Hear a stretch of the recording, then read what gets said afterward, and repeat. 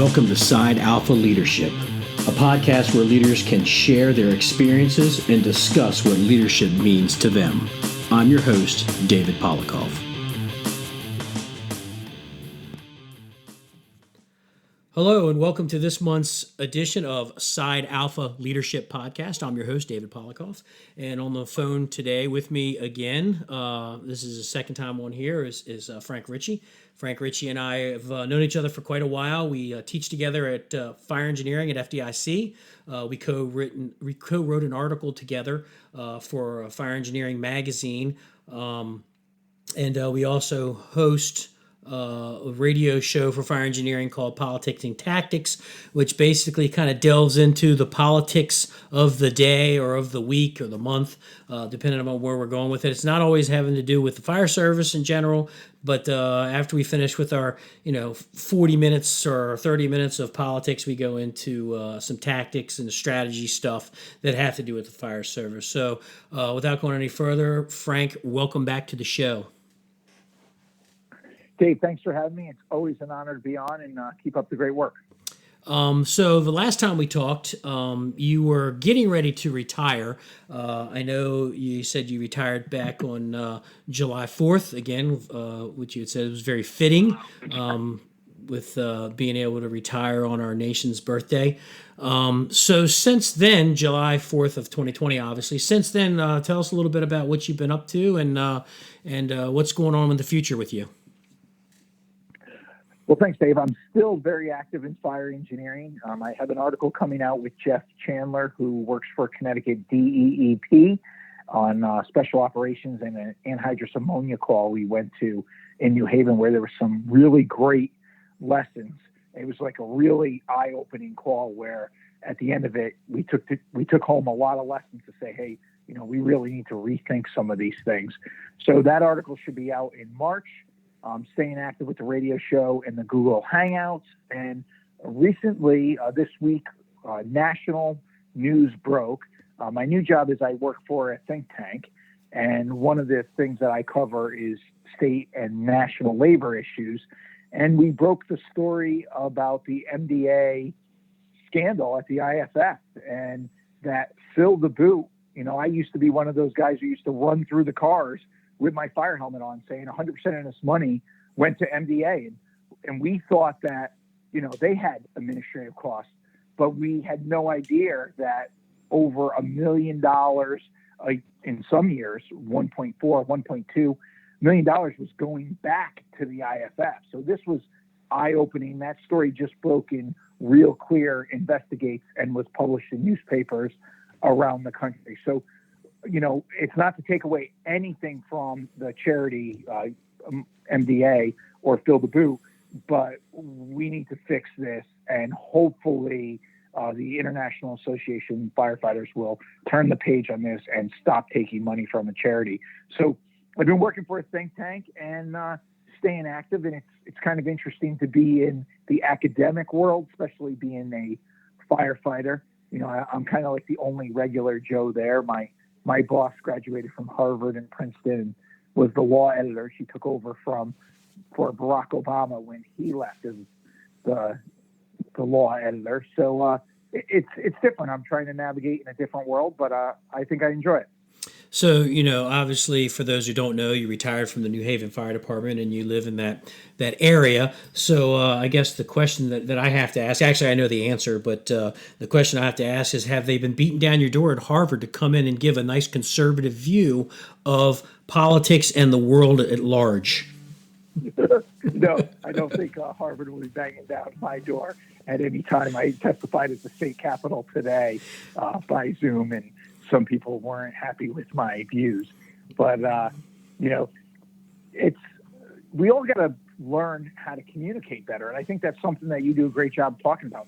It's okay to agree to disagree, and it sounds cliche, but it's been lost in America. You have to be able to put out opposing views and have a conversation and let people decide. And I mean, that goes back to our founding and Ben Franklin, who was essentially America's first firefighter in a sense, is that, he published a paper called Apologies for the Printer, where he was saying, hey, let both sides be heard, and then the truth will find a way out, and people can make their own decisions. We need to stop demonizing people, and we need to just start talking to them. Yeah, and that's going to segue extremely nicely in today's topic. We're going to talk about communications, effective communications, and then we can also transition a little bit into some poor communications, which we see a lot of. And then we're going to finish it up with some decision making, which is something that we've been keyed on with our last month's radio show with fire engineering. We talked a lot about decision making, but let's talk a little bit about communication. And for those that have been living under a rock, you don't have to go far to see where in America we've broken down with communications. It's almost to the point where if you don't agree with me, then you're wrong and you should be canceled, and we don't want to hear from you anymore. And we can't run a country that way. Let's take it down to a smaller level. Let's take it into the business world or the fire service or even in the military. If we are not allowed to voice concerns or opposing views or just something that maybe I don't have as much time on the fire or in the fire department as my captain, and if I don't feel comfortable enough to ask a question or bring up a concern, I think that we're going to take a horrible turn in the fire service. So let's hone in on that a little bit, Frank. And let's obviously we're not going to be able to solve the world problems or even America's problems, but I think the way we are in the fire service, we are a special group, and that's taking it lightly. I mean, we are a special breed of people, and we have figured out how to communicate with each other under life and death conditions. What can we in the fire service show the country, and how can we continue to move forward with good communications in the fire service? Well, I think we got to recognize the issue first. So even in the fire service, while we have individuals every day that are making life and death decisions on a radio, if you look at most fire grounds in America, I think that you'll find that there's a lot of talking and not a lot of communicating. So I think we could all do better. And if you listen to some of the tapes where I was the chief there, we could all do better. And I think that's the goal of the fire service, because we're always making decisions based off imperfect information. And, I say at work, if everybody's thinking the same, then nobody's thinking. So I'll take it back to a company officer. I used to always allow my crew to have a conversation with me. It might have been a quick conversation, and it was something that when I was driving truck 4, which was the busiest truck in the city, I had a captain who, we had a back and forth. And New Haven is lined with trees and lined with wires. It's a very difficult and challenging place to drive aerial apparatus. And I drove a tiller truck for years. And when we would pull up, that first initial decision to be made was, well, here, I'll back it up a little. The first decision to be made if you're driving anywhere in America is that when you hit the fire block, slow down. So that way the officer and the driver can talk, find out where the hydrant is, what side of the street the wires are on, and what side of the street the address is on. So just by slowing down a little bit when you hit the fire block, we'll make better decisions and for better communications. Now, as you're pulling up, we would have to make a determination. Are we going ground ladders or are we sticking the roof? So based off my experience, if the captain looked at me and said, hey, Frank, we're going ground ladders, if I could get it, and it happened many times, I'd look at him and say, Cap, I got it. And he'd say, okay, we're going. There was only one time where I said, I got it. And he said, no, I want to go ground ladders. Well, he's the boss. And I said, okay. And we went ground ladders. And then after he said, hey, show me that you can stick this. And I did. But the fact of the matter is, having that mutual respect, it's not challenging somebody's authority, but everybody's a little bit different. So say if you're a stellar truck operator and you got promoted to lieutenant, when you pull up, it might be something that you could easily stick. But for a newer person, They may not have that level of experience yet. They may want to go ground ladders, even if you think you could walk them in and stick it. So I think you got to be able to have that conversation back and forth. And it goes for even when I was an engine boss. If you're stretching in and you're making a decision, you want your people to be able to say real quick, hey, this is what I got. Or, hey, did you see the smoke over there? Or did you see this? You want to be able to have that back and forth. So to tell you a quick story, when I became a lieutenant, I initially got assigned to the truck that I worked on for years. It was great. And I knew the streets, I knew the crew. And then lo and behold, my first transfer was to a completely different side of the city that I never worked on. And I was blessed. I got a driver that knew every house, every hydrant. The guy was unbelievable. I'd be putting on my pants, my bunker gear, and he'd be telling me whether we're going to take the hydrant going in or whether we're going to reverse. And for, the years that I was with him, I only told him, ironically, once that, no, we're going to do it a different way. And it turned out it was a major gas line on Quinnipiac Avenue that was broken, and he wanted to take it going in. And I said, no, we got a gas line. We're gonna back down and we're gonna reverse out. But I gave him that respect, and he made me look good so many times because I knew his expertise. And if he said, no, Frank, I'm gonna hit the extra block for whatever reason, I deferred to him, and he made me look great. And I think that that's a lot of the communication. If you're able to talk to each other, that's how you build trust. So in any organization, you got to be able to have frank conversations. And again, it goes back to that captain. The one time where I said, I got it, he said, no. I didn't question that at all, because then that would have been insubordinate. But it's okay to have that initial conversation. So if your personnel today are afraid to give you a little piece of information that you're missing, or to say what they're comfortable with, you're failing to communicate, and you're failing as an officer, because your personnel are going to either take care of you and make you look like a hero, or you're going to end up you're going to diminish your own command. Yeah, I think it's important that you have to have that mutual respect. You have to respect your people. Just because you're the captain in the station doesn't mean that you can look down on your people. And the same thing as a battalion chief. Just because I'm the battalion chief does not mean that I look down on my captains because I outrank you, therefore I know more.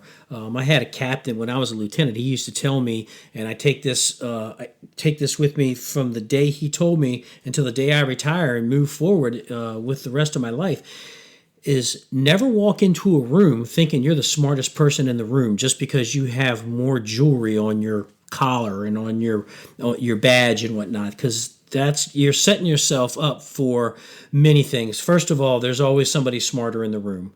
Not only that, you are putting an air about you that your ego is way bigger, and you don't view the people that you work with as being someone that is that you can trust or that you can take information from. So like you said, Frank, if your people are afraid to say something to you, then you're doing it wrong. For lack of a better word, you are not instilling the trust in your people. And once you get that trust from your shift or from your battalion, they trust you that you're going to lead them correctly. You're going to make sure that they don't get hurt. And then you trust them that they're going to give you the best information they can. And they're going to work hard for you because they know that you're working hard for them. And that goes across not just on the fireground, but also, when we talk about management that's above the rank of battalion chief may come down and have an issue with your guys. You should be that umbrella. Even if your guys are wrong, you should be that umbrella to take the brunt of whatever's going on and say you'll handle it, but it doesn't go past you. What do you say about that, Frank? No, I think that's vitally important. We had a lieutenant on the job, Robbie Celentano, and he was just, his personality was higher than his rank, and you couldn't talk to any of his guys without going through him. And we used him as kind of a mentor as we were coming up through the ranks, is that you always got to protect your personnel. and it's okay to eat it. If your guys and girls make a mistake, own it. It's okay to own a mistake. As I said, you're all going to do better. If you look at most of the articles I've written in fire engineering or a large amount of my slides, if I make a mistake, I try to learn from it, I share it, and I usually write an article or do a PowerPoint about it. You know, there's nobody out there that's perfect. One of the biggest problems that I see in communication is the officer out there that is just quiet, where they don't ever want to say anything. They want to like stand back. Be the officer that it's okay to make a mistake.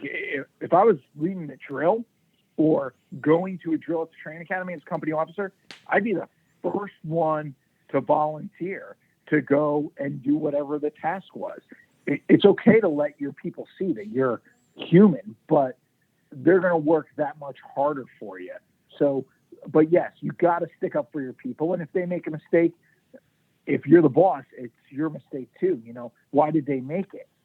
What was their thought process is the first question. You know, what happened, but what was their thought process? And was this a training issue? You know, were they unaware, unable, or unwilling? What's to quote Frank Ricci's promotional guide there? You know, why did the mistake happen? And is it your fault? Is it something that you should have trained them? I remember it used to blow my mind when I first got to the training division.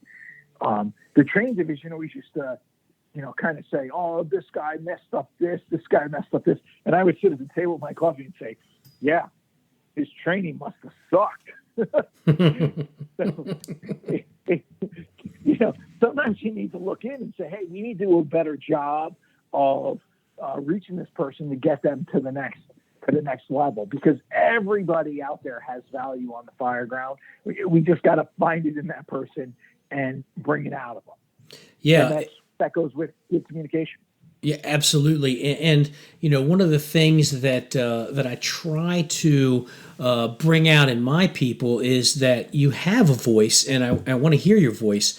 I try to give my guys the space to, you know, kind of shine, let them shine, and when they do something right, let the light be on them, to that they did this project, they put this together, and you know, let them get the credit just because they're your people. And I think you said it once before, Frank, if something happened and it was bad, it's your fault. If something happened and it was good, it's all them. Let them take the credit for it, because that's going to encourage them to continue to move forward and be able to, you know, make decisions, which we'll talk about in a little bit, and, you know, hopefully kind of strengthen their morale, also strengthen their confidence a little bit. When we talk about, you know, communicating, one of the things that I did when I took over the shift, it's coming up on about a year now, when I took over C shift in my battalion, was I put out within, I think it was about 3 weeks, and I put together my expectations of what I expect from my officers. And it was probably about 3 pages, but it was stuff that you would normally do. Like, I expect you to get out the door fast. I expect you to wear your gear, protect your people, train your people, perform as flawlessly as possible on the fire ground. If we make mistakes, let's learn from it. You know, all those things. But what that did, in my opinion, is that it front-loaded my expectations, but it communicated to them that we're all human, we're all in this together.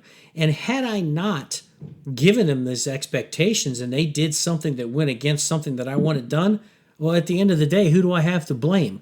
They didn't know what I expected of them because I didn't tell them. What's your opinion on that?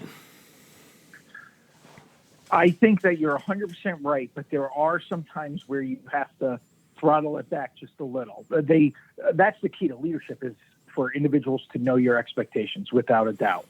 But I always used to say that you don't have to change the world in a day, but you have to work for change every day. So to give you an example, you come to a new shift, you're a new boss, you're a lieutenant, but there's a captain there.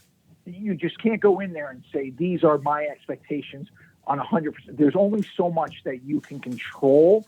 And in situations like that, you know, wait a month or two and kind of see how the shift operates under the other leader and where you can put your expectations forward if you're not the boss there is in the training environment, when you do the training class or when you're out on a call with just your company. And that's kind of how you lead when you're in a tough position. And that's how you also win people over. But yeah, you definitely have to make your expectations clear. I know exactly what you're saying, but I don't want somebody to misunderstand it. And you get a new lieutenant, new captain, new battalion chief. They walk in the first day and they throw down the paper and say, hey, this is my list of expectations. That may work in some departments, but I can tell you in the city that I worked in, they would eat you alive if you did that. And any officer that I've seen do that, they got destroyed. So if you have a common respect with your personnel, I mean, I've talked to people who work for you, Dave. They hold you in very high esteem. So nobody's going to buffalo me. You know, they actually tell me what they think of you, and they do hold you in high esteem. So you should be proud of that fact. So yes, you want to set your expectations because you want your people to succeed. But if you're new, you don't want to just come in there and say on the first day, these are the 30 things I expect from you, and it better be this way. Kind of work it in and use training as a way to communicate that vision to get buy-in, because you've got to get buy-in. We just had I won't say what their rank was, but I'll say he was a chief officer, and he had some great ideas, but he didn't get buy-in from the other chiefs. And it really hurt him because he was a great guy. And I think that how far he advanced things, he would have carried the ball even further if he just slowed down just a little bit and got everybody on the team. Kind of like what you're talking about is build the people around you, give them credit where credit's deserved, take some blame when you need to take some blame, but don't do things too quick. Does that make any sense? Yeah, it makes 100% sense. And you know, I'm looking at it, I guess, you know, from my eyes, you know, with 30 some years on the job, you know, most people know me, and it's funny because people tell me what they think of me also, and they don't ever hold back. So some of it's good. Some of it is, you know, it's honest, and that's good constructive criticism. But I find that people like to tell me what they think of me. So whatever. But Dave, no, I know what you're talking about. You know, exactly. You got a great reputation. And let me give you one more tip for our new officers out there. And I learned this from one of my best friends, is a battalion chief in Wallingford, Connecticut, I live here. It's a very small town. It's not a city. And something that he did that I kind of borrowed, like Thomas Edison said, borrowing brilliance. That's right. He said that he calls his personnel into his office once a year. And he says, hey, tell me 2 things that you don't like about me, and tell me 3 things that you do like about working for me. And I was like, do people actually talk to you? And he's like, yeah. And he goes, yeah, I use that opportunity too to update my file about how many kids they have, where they live, just the personal stuff. God forbid anybody was ever hurt. And he goes, it's a way to build a relationship. So I was like, I thought that was interesting. So when I became a new boss, I tried that. So I called everybody in and I said, listen, I want 2 things that you don't like about the shift, and 3. And the most popular question I got out of the whole thing was, well, wait, why are we telling you 3 good things and 2 bad things? I said, well, everybody has a little bit of an ego. I don't want to be depressed at the end of the shift that I do a horrible job. I said, I got to engineer this a little bit so that I can feel good about myself. I'm trying to grow as a boss. Exactly. And so what happened was a bunch of people came in, and one at a time, and didn't tell me anything. Like, literally told me nothing. Where they're like, oh, yeah, everything's great. Asked about their family, their parents, their kids, everything. You know, I took notes. And I was like, yeah, you know, that didn't work out that well. And then the last person that came in was like, here are the 2 things I don't like, and here are the 3 things that I like. And one of the things that he said was something that I didn't realize. And just because he said it, I changed it. So what I would do is, so we would always put the overtime officer on the truck when I was a lieutenant. It was like a courtesy thing. So if overtime came in, the officer came on the truck. So when I started out, I was riding the engine. So busy engine. We were up all night long going to medicals. I mean, it's crazy where I used to work in 10th area in Fairhaven. So what I would used to do is, if we got a detail firefighter or a detail overtime firefighter, I would put them on the truck. And I always thought in my mind, I want to keep my crew together. I want my own personnel on the pipe. We have 4 and everything, fire and the rescue. I want my own personnel on the hydrant. It's a source of pride. Plus, I want to be with my guys and girls, that shift camaraderie. But what I didn't know was there was an undercurrent on the shift where the guys were saying, we're getting killed on medicals. We get a chance to finally get on the truck. And then somebody who comes in who hasn't made their bones, may not have a lot of seniority, or may not have the greatest reputation in the fire as a firefighter, and the officer is punishing us who works our ass off for Frank as a boss. And I was blown away because I had no idea. And I said, oh my God, my buddy Chris was so right. And I said, I immediately put a slide in my fire engineering presentation that sometimes when you're a boss, you got to punish yourself. So I would put the person with me and put them on the hydrant. From now on, I give my guys or girls a break, and say, hey, you got an overtime person, put my own personnel on the truck. So even though it's a busy truck, they still weren't going to 10 medicals that night. And, it was like a bonus for them. So again, it's about communication, because here I thought I knew everything that was going on my shift. And I even went the extra mile. I really relied on my drivers as senior personnel to kind of let me know what was going on. And that really effectively worked for me. I used to say, they run the shift. If I got to get involved in the firehouse, you're going to have a big problem. And it worked out really well for me. But this was something that I missed. And by doing that thing once a year, I picked up on something and I completely changed. And I think it helped the shift. So sometimes you got to take a look at yourself. And we have our own internal blind spots. So by allowing your personnel to communicate their true feelings, you may pick up something that you had no clue was going on. Yeah, and because that guy gave you that little tidbit of information, and then he saw you pivoted and changed, hopefully that I'm almost certain that the rest of the shift saw that and says, hey, you know what, I can actually talk to Frank and he'll listen, and we can make some effective change. So I'm sure you saw that paid dividends, knowing that that guy could come in and speak, no pun intended, frankly, with you, and you would actually listen and make that change. So that had to make huge inroads with the rest of your shift. Yeah, I think, people think that if you make mistakes, you lose credibility. No, if you make a mistake and you don't own up to the mistake, or you don't change, if you're going to be a leader, it's very clear that, I'll go back to Ronald Reagan. Why was he so successful? He projected a clear set of standards and values. Okay? So as being a boss, it's important that you project a clear set of standards and values. And a lot of that comes down to being consistent. But if you get new information to where you're going to move, and you can explain your thought process on why you pivoted off a position that you had based off new information, it actually builds your credibility as a leader. And it also helps the people below you make better decisions, because they're not afraid to make a decision. They know that you're going to ask them what their thought process was and kind of work through it.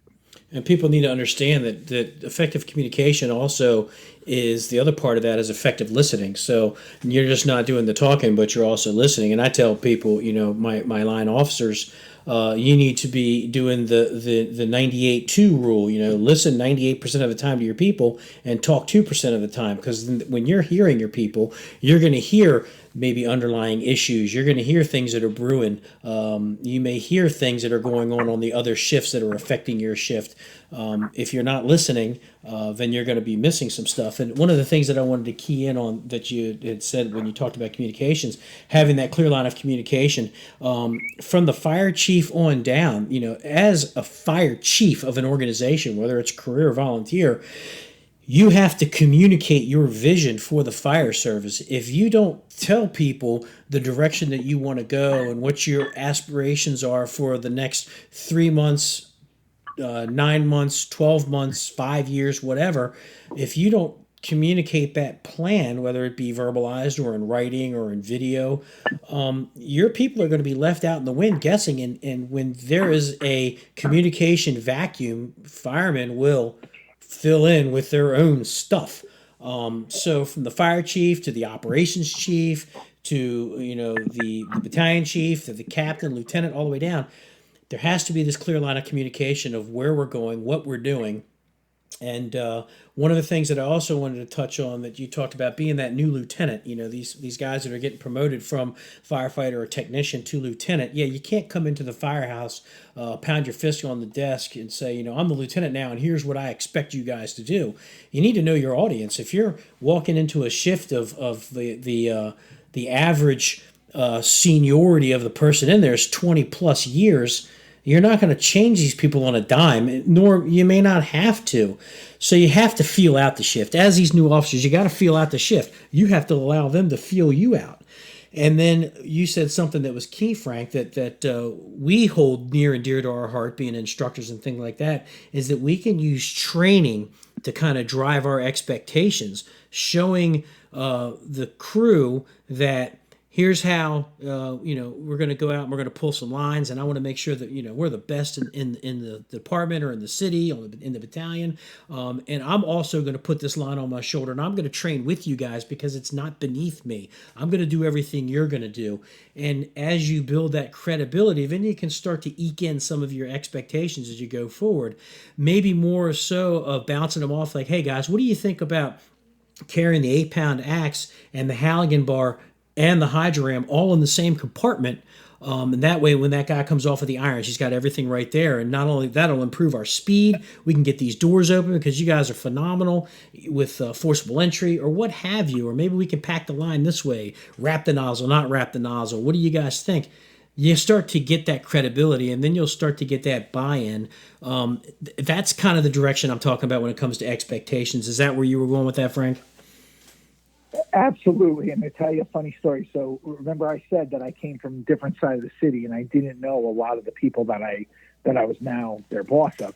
So it was at the time that phone app came out that you could call somebody and it would show up on the phone that it was somebody else on the phone. Right. So somebody, being a firefighter, they called one of the senior guys there, Ronnie, I think it was.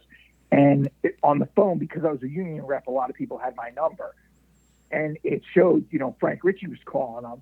And they went on, I never found out who did it, but they went on that, I'm on the advisory board of fire engineering. When I get there, we're going to start training. So they just kept calling them, making it like that when I came there. All we were going to do was train all day long. So when I got there, some people were a little apprehensive of like, what is wrong with this guy? Why is he calling somebody on the phone? Firefighters being firefighters. But when I got there, I said, all right, listen, I want you guys, this is one of the most experienced shifts in the city. I go, I want 1 hour a day with you. So, and everybody's like looking at me like, what? It's like, yeah, no, that's what I want. 1 hour a day. And when I do an evolution, I'm going to participate. We're going to do the evolution. Then we're going to critique it. And then you can go about doing your thing. And everybody was like blown away. And the funny thing was, when it came to training, is that after like 4 months of being consistent, of doing an hour a day, when I had a union issue and I got stuck on the phone, I would have a senior guy who's got like 30 years on the job come in and be like, hey, Lou, are we going to do a drill today? And I'd be like, who are you? So if you kind of build habits into people and you get people to buy into the situation, you don't need to take that crew out there and do 6 hours of laying lines if you got an experienced crew, but take them out. And even if you got 20 years on the job, you might not have thrown the 40-foot ladder in a year, 2 years, 3 years, say, hey, we're going to go down to the vacant building. We're going to throw ladders for an hour. And if you're doing it with them, you'll earn their respect. And guess what? You'll get better as a boss yourself, but your personnel will get better too, because even if you got 25, 30 years on the job, everybody gets rusty. Almost everything we do are perishable skills. And that's where you can really work on your communication, because if you communicate a lot in training, you don't have to communicate at the fire. So if I pulled up as an engine boss, I never had to tell my crew what line to pull. They knew through training that if it was a commercial structure, if it was a bodega, anything other than a house, I wanted a 2.5. And if it was a house, I wanted an 1 3/4. It was that simple. I didn't have to get off the piece and say, this is the line I want. I would get off the piece and I'd be looking at the building, trying to make decisions, trying to size up the building, and I knew what line was coming. And yet, to this day, you can go to fire.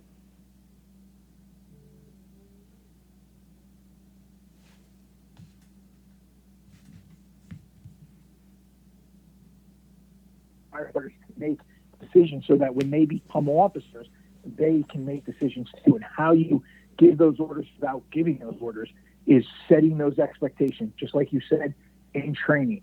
This is what I expect. I'll take us back to BCC. When I was at BCC Rescue Squad inside the Beltway there, which was a great experience for me. When I was a unit officer and got the opportunity to ride the rescue, whoever was driving, I always said, hey, if we get an extra station, I'm going to come up with plan A, and you're going to set up the tools because that's what the driver usually does, make sure everything's all squared away, but you're responsible for plan B. So I was already covering my blind spot. I knew that as I'm working on plan A, that driver who's basically handling logistics on the rescue, they're already thinking, okay, if Frank failed, this is what I'm bringing to the table.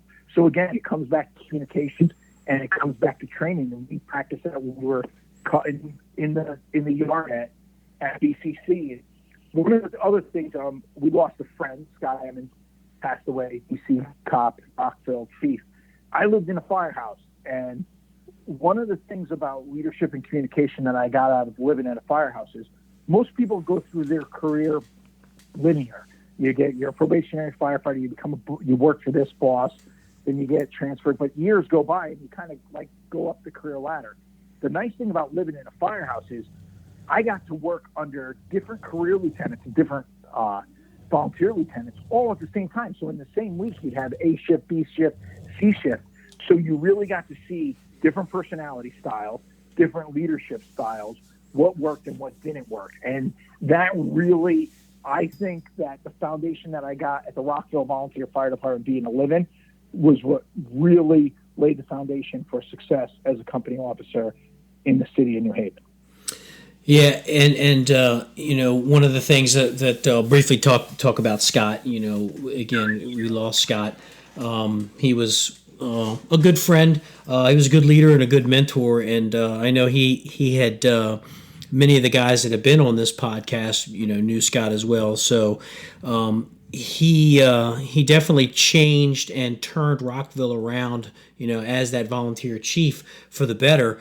He was the kind of guy that people could actually go and sit down and talk to, and they could even say, I don't like this about you, and it would just roll off of him, and he would make the subtle changes. So, it's a huge loss for Montgomery County and for Rockville, and as a friend as well.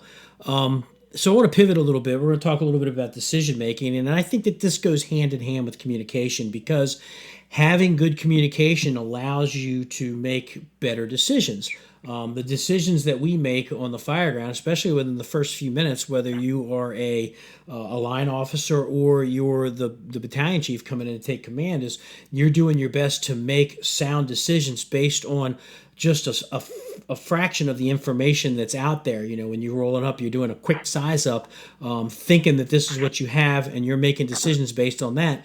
But you have to have that ability to change on the fly. One of the things that I want to talk about is how do we make our people stronger in order to make decisions? I've asked people in the past before, why is it that you think that new officers are afraid to make decisions, or why aren't they making decisions? And the number one answer was always, well, they're afraid to make decisions because they think they're going to get in trouble. I always follow that comment up with, well, who's getting in trouble? Name somebody who's gotten in trouble for making a decision that didn't involve, killing or hurting somebody, and they can't even come up with one. So that whole afraid you're going to get in trouble is a farce. One of the things that we talked about was, protecting your people when they do something wrong. So you take as a leader or as the battalion chief or as the line officer, you're going to take the brunt of that the ire that's coming from your boss because they don't like a particular decision or something that happened on your shift. I think when your people see that you're taking that heat and then you turn around and say, okay, walk me through what you did and let's make it a teachable moment. And I think that's the key. Instead of having the knee-jerk reaction, if somebody makes a bad decision and you fly off the handle, you're going to make them gun shy from making a decision in the future. But if you make it a teachable moment, I think that they learn and they move from it. So let's talk a little bit about that. Give me some of your thoughts on decision making on the firefighter, line officer, and then moving into command officers. All right, so right off the bat, everybody, and I think it was Stanley McChrystal who said it, he was a general, is that your people need to know that they can fail without being a failure. So if the person's trying to do a good job and just makes a bad decision, they need to know that it's okay to fail. And how you do that as a company officer is when you're doing those critiques or tailboard reviews is take responsibility for yourself. You'd be surprised the power of the word is, I own it. I remember driving truck 4 on Chapel Street. It was a job, small job, and I was at a place for some reason. I don't even remember what the circumstances were, but I messed up. It was a mistake I made. I recovered from it, but I messed up. And when the battalion chief came over and asked me about it, I said, I own it. I blew it. And I think I got to the roof by the fire escape. And it's amazing the power of the words, I own it. With no excuse. You don't need to say anything else. I own it. I know what I did wrong. This is what I'll do better, differently. It kind of takes the air out of the room. But you got to start building your personnel up from the beginning. So the firefighter, if you're going to be a chief and you're going to get all 13 things of a 13-point size up plus terrain, you got to build up somewhere. You don't start off with a 13-point size up. You got to build a foundation. So I would tell my firefighters, okay, what's the building?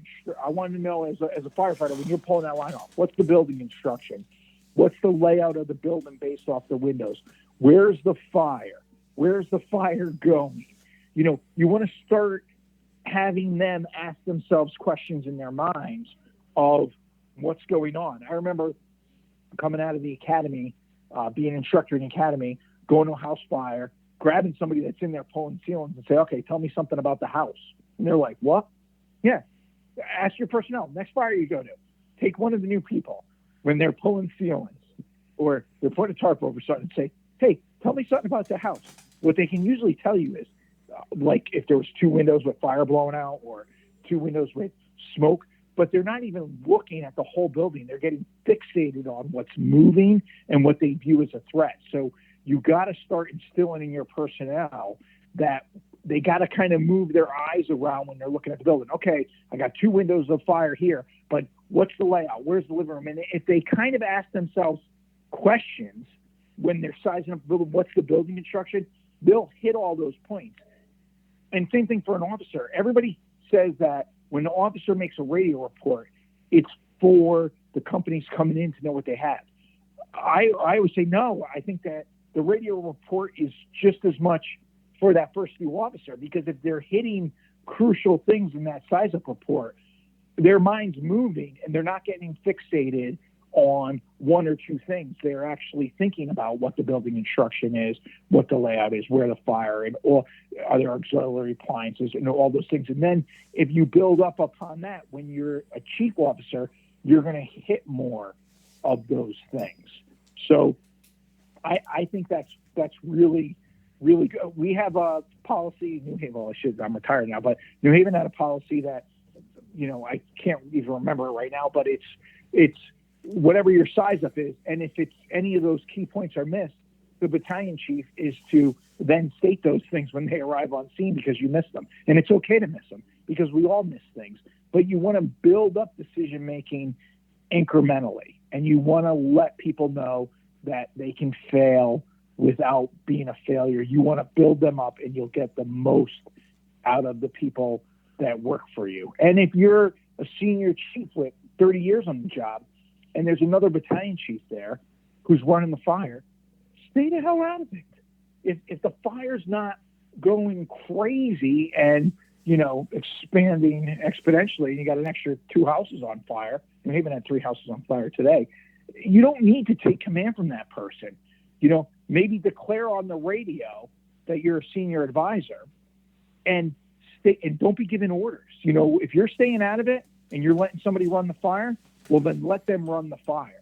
And you can talk to them, but don't overtalk them on the radio, and don't be telling other people commands when you're there in an advisory role, because now you're undermining the person that you're trying to help, and what you're doing is you're diminishing your own command. So if you're not going to take command, now here's the thing.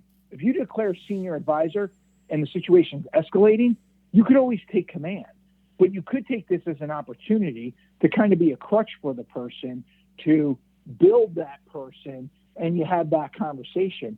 It goes a long way. You'll actually be able to communicate better with them, and you'll earn that person's respect, and then you give them experience. I've seen a lot of chiefs over the years, not only in New Haven, everywhere. They come on scene, they immediately take command from the battalion chief that's doing a good job.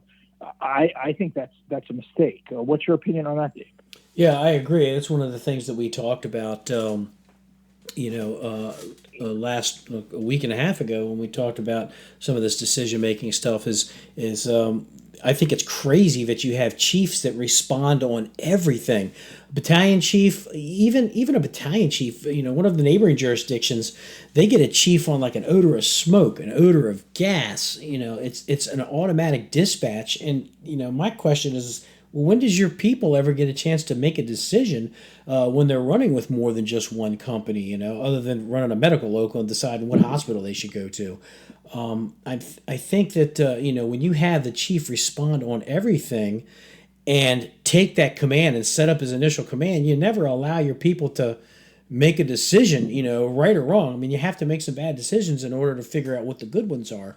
We're fortunate in my county that, we're dispatched on limited stuff, full assignments, something that may be out of the order, like a complex incident or something like that. But other than that, when my guys go out the door for an odor of smoke, I'm not running that call with them. And even if I'm closer and I roll up on the scene, I just go to the scene, just to make sure that, nothing's on fire.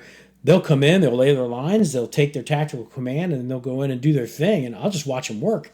I don't think that there's any benefit to that chief running the call and then taking command on everything. Obviously, if it's a complex incident, the expectation is that the chief comes in, he assumes the command from whoever has had the initial command, be it a lieutenant or captain, so that line officer can continue to work with their crew.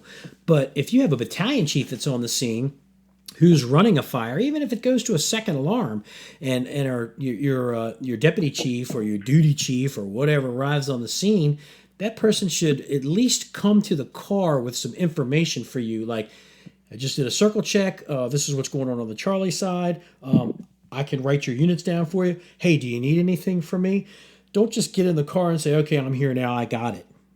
Especially if things are going well. And even if things are kind of going sideways a little bit, and you're that senior chief, like you said, be that mentor. Coach them through, as long as they're not, making life and death decisions, making it a negative impact. Coach them through and allow them to make decisions and kind of lead them in the right direction. And again, go back to using it as a teaching moment. And you're going to boost the confidence up in that guy that was struggling, but now you're kind of setting them up, as you're letting them lean up against you a little bit, and they can continue to work this incident, and then come out with some good decisions, and then actually put the fire out. It's going to boost that guy's confidence, so in the future he's going to feel better about it. One of the things that I do when we have a decent fire, we have a hot wash, one of the first things that I do is point out some of the things that I did wrong, and then how I'm going to improve in the future, because I'm not perfect. There's not one fire that I've ever ran that things went flawlessly. So showing the guys that, hey, even I make mistakes, and I'm owning this mistake, and this is what I'm going to do in the future to make sure that it doesn't happen again, shows those guys that I'm human, and that I'm not perfect, and that it's okay to make mistakes. So that's kind of my take on that whole, how are we allowing our people to make decisions? Well, the chief can't be on the scene of every call. You're going to have to allow these guys, give them a little bit of rope so they can go out and do their own thing and figure things out as they move forward, and be there to mentor and help them if they need it. I think you're 100% right. And, you always, sometimes a mistake is made and you're not going to be able to completely change what happened, but you can help the situation. I'll give you a quick example. So I went through a fire. The crew I was responding from the training school as a department drill master. So I got assigned a division. As I'm walking by, a crew was sent to put a ladder to the roof, and they grabbed the ground ladder that was too short. So as they put it up, it wasn't making it to the roof. So they were going to leave it on the building where it wouldn't have been accomplishing anything, and it would have been looking blatant that they didn't make it to the roof. So as I walked by with the lieutenant, I go, put it to a window and go get a 35. And that lieutenant loves me to this day because I didn't have to scold them. I didn't yell at them. I just said, put it to a window. Now you got another ladder to a window. So, just talking and building up the people around you. You don't have to be that person. You could just kind of, like you said, even if it's going sideways, it can, Judson Avenue. I responded from home when I was at the training division, and it was going good. 2.5 wood, 2 exposures, and 1 exposure was exposed, and you could tell it was in the knee wall, and nobody was in the exposure. I didn't need to get on the radio or anything. I stood next to the battalion chief. I leaned into him and said, "Hey, chief, you think we should get somebody in that exposure?" He goes, "Oh, yeah." So sometimes just triggering somebody's mind goes a long way. You don't need to say it on the radio if you could just talk to the person and fix the issue. It's not about calling out people who do things wrong, because sometimes you'll hear people call things out that are already done that isn't going to have an impact on, you get an engine company that charges the bed. You don't need to yell that over the radio. I think they know they charged the bed and there was a problem. Help them fix it. Get somebody to fix the problem. So, Again, that goes to communication. Yeah, and unfortunately, we do have officers that are out there that feel that when they berate somebody, it makes them feel better. And those people, those are the people that we need to start weeding out of the fire service, because those days, in my opinion, are over. Like you said, if somebody charges their hose bed, I'm pretty sure that driver knows he charged the hose bed. He already feels like shit that he did it anyway. So the last thing you need to do is get on the radio and be Captain Obvious and to call him out so you can feel better about it. The better thing is like, hey, what can I do real quick to help you get this taken care of? Or let's disconnect this real quick and I'll get another line or whatever. Help them solve the problem. And then that's going to be that teachable moment. That's going to be like, hey, you know what? That chief was pretty cool. He hooked me up. He could have yelled at me, but, he could have just said, what are you doing? Type of thing. Recognize that I knew that I had an issue and he helped me fix it. But yeah, like you said, there's no reason to call on the radio and tell somebody, hey, you need to get somebody in that exposure. We got fire in the knee walls. It may have already happened. It could have been face-to-face communication.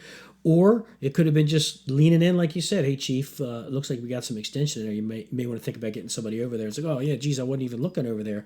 I had a fire that I ran a few years back, and it came out as an auto fire next to the house. So what it ended up being was a basement fire, and the smoke was coming out around a vehicle. So it looked like the car was on fire, and we actually had a pretty good fire in the basement. The call came out to the rear of this yard, so I put the car around the back of the yard just so I could see what the guys were doing. Lo and behold, they had a fire. So a lot of the communications that I did was face-to-face. Rolled the window down, told the lieutenant, hey, you're going to be basement division. You're going to have these guys. Make sure that you're checking here. If it's balloon frame construction, make sure we get some people up on the upper floor. So a lot of it was done face-to-face. I actually had one of the division chiefs call me up and go, that was terrible. You didn't inject any objectives to your guys. You just it almost sounded like they were freelancing and they were doing whatever they want. And I'm like, what are you talking about? And it was like, a lot of the things that I did was face-to-face communication, and the beauty of that whole call was I had it on videotape, And I played the videotape back for him, and the guy had nothing. But it could have been easy to just say, hey, man, I didn't hear anything on the radio. What was going on with that call? It could have been as simple as that, as a lot of it was face-to-face communications. And Frank, you and I know what's the best type of communication on the fireground? Face-to-face, eye contact. This is what I need you to do. You got it? Yep, I'm going to get a line to the second floor. And then you're off and doing your thing. Now it's not misunderstood. But again, you have these people that have these egos that feel that they need to beat you down so they can build themselves up. And again, those are the people that they have to get out of the fire service. You see it in the business world, where you have people that are management that feel that they have to beat down the people underneath of them so they look good in front of the shareholders, or I run a tight ship and this is how I do it and people fear me. And if your people fear you, again, like I said earlier, you're doing it wrong. What do you say? I think you're 100% right. And I just want to put out a word of caution for the face-to-face. Face-to-face is absolutely the best way of communicating. A computer or a tablet has never put out a fire. It always comes down to your personnel. As long as everything's going right. If things are going different or going sideways, the face-to-face communication is, especially with like a division chief, is always key. But then you may want to put that face-to-face conversation over the radio. Let me give you an example. You said, hey, get a line to the second floor. That doesn't need to be put on the radio because that's a normal thing that should be happening. Just like if it's Bloom Frame Construction, somebody should be checking the attic and the basement. It's almost like a normal thing. But, for example, you have somebody come up to you face-to-face as a chief, and they say, hey, since you're 15, I stretch short, and now that line's not going to the second floor or not backing up the other company, then while that face-to-face communication is great between two individuals, as a chief, you want to get on the radio real quick and just say, there's going to be a delay in getting a line to the second floor. We're stretching now. You're not calling out engine 15, but you're letting the other companies that may be searching on the rescue or the truck without a line to know that there's a delay in getting that line to them and that you're fixing the problem. So, it's just like anything in fire service. There's no 100% rules. So I just want to make sure that nobody takes everything that we say for gospel. And one of the other things that's important on face-to-face is if you're having a face-to-face communication and you're assigning, say you're the deputy chief and you're taking over for the battalion chief and you're going to make the battalion chief a division chief. If that deputy chief doesn't say over the radio where you're going as the division chief and who's reporting to you, then as an individual who gets that assignment, you should say that over the radio yourself. Even though you had the face-to-face, you should be able to say, Car 81 is going to be Division 2. These are the companies that are reporting to me.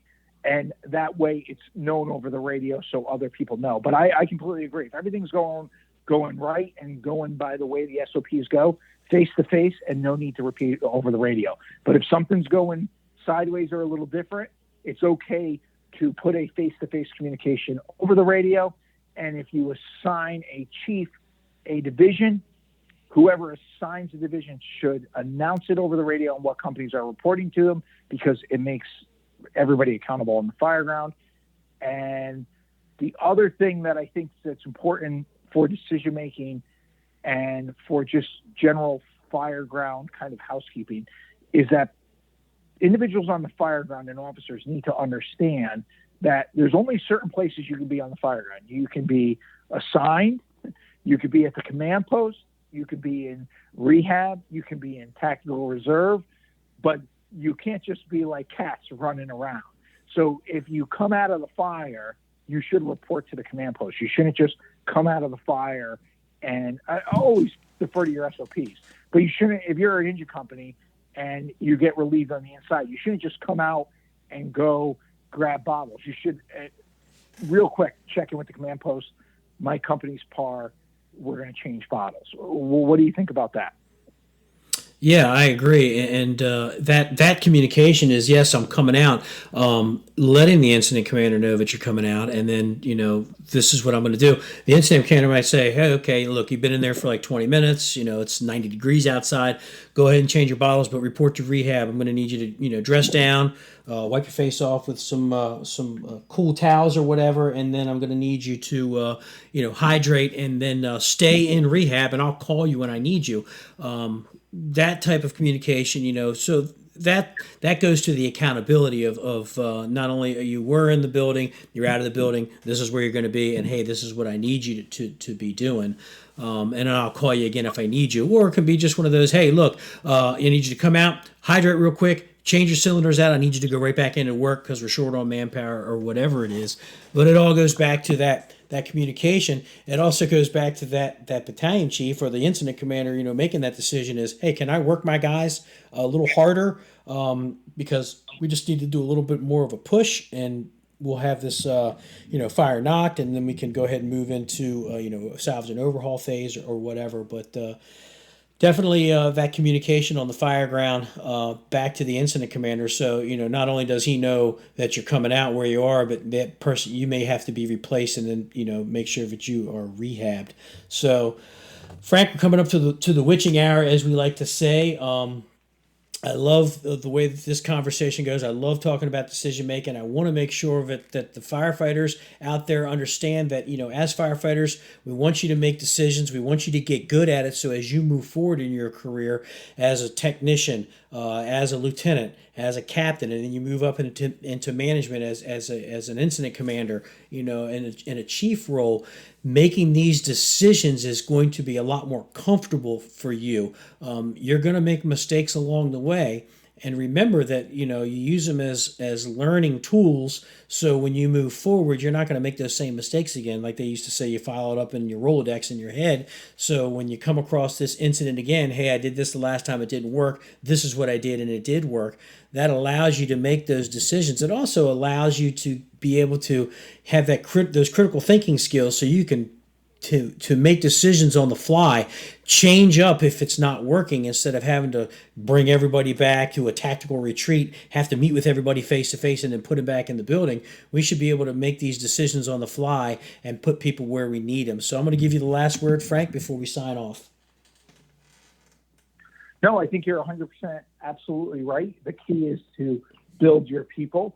And to point out one more issue with the fire service about building your people and about communication is that there's a lot of mutual jealousy on the fire department that we need to stop. And I want to say this especially because of Scott and how he was such a great mentor to everybody, is that, I always try to judge people on the fire service by one saying. I used to say, listen, we all have different personalities, but there's plenty of people on the job that don't belong on the job, that got there for whatever reason. It's just a fact.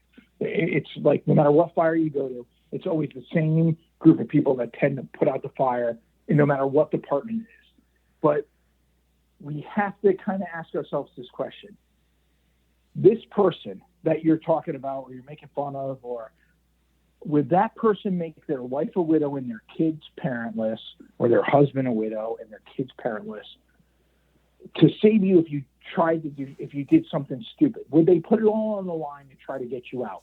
And if the answer is yes to that question, then you need to get over the mutual jealousy and kind of build each other, because we can't have that in the fire service. There's so many people that are really great at this job, and we let personalities get in the way. If that person's going to do everything to get you out when something goes wrong, then that person has tremendous value, and you need to find a way to work with that person. And everybody's better together. And that's what Scott did. Scott built like RJ and all of those guys up.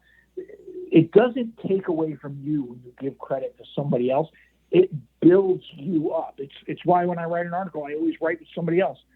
Not only to build the other person up, but it makes the article better. I took on this endeavor with Jeff Chandler to write an article. By having Jeff there, made the article 10 times better, because we all have blind spots. And if we can all cover each other's blind spots, we're going to be that much better. And I'm honored to be on your show, and Dave, you do a great job. And I just, keep up the great work, and thank you for everything that you do for fire engineering, teaching at FDIC, and as well as being a host of the radio show. I really appreciate everything you do. You guys at Capital Fire with RJ and the whole crew, you guys do great work, and you should be recognized for that.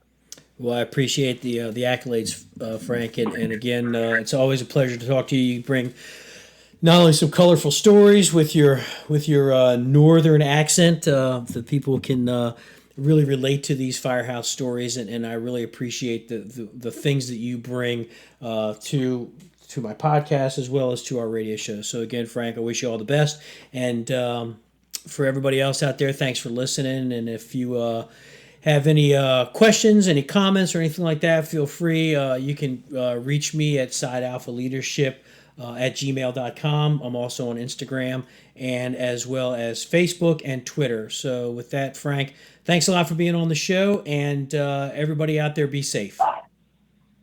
Hey, Dave, thank you very much for having me. And again, going right to your decision making is so important, because I'm on my dog's starting to bark, and I'm on my 4th beer, so this is a perfect time to end it. So you have a great night. Thank you very much. Thank you.